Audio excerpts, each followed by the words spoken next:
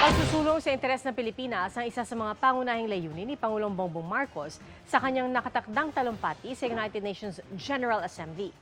Ipapanawagan niya rin daw ang paghupa ng tensyon sa Middle East at ang kaligtasan ng mga sibilyan gaya ng mga Pilipino.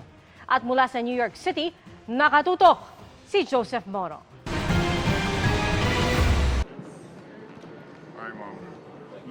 Bago magtanghali kanina, oras sa Pilipinas, lumipad sina Pangulong Bongbong Marcos at First Lady Luisa Araneta Marcos patungong Amerika.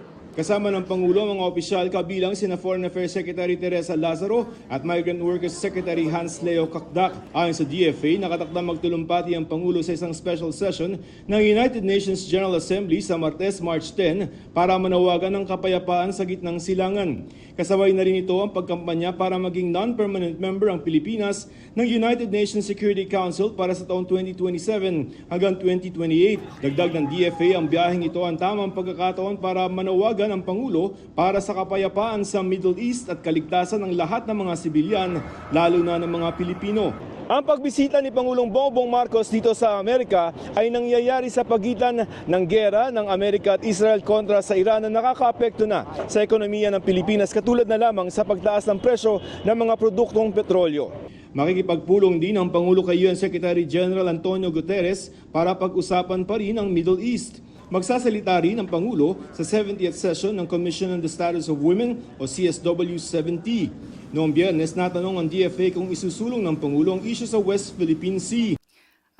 I cannot preempt what the President will say, but definitely pag-uusapan po ang international developments, regional developments, at yung mga bagay na makaka-apekto. Nagkita po sa Malacanang sina Pangulong Bongbong Marcos, First Lady Liza Araneta Marcos at si Chris Aquino.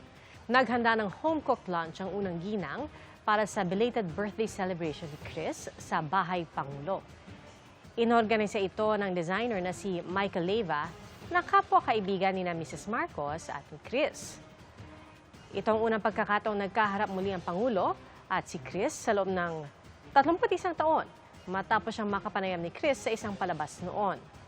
Ang kwento ng First Lady, related siya kay Chris at mag-asawa ang tiyahin ng First Lady at ang tiyuhin ni Chris Aquino.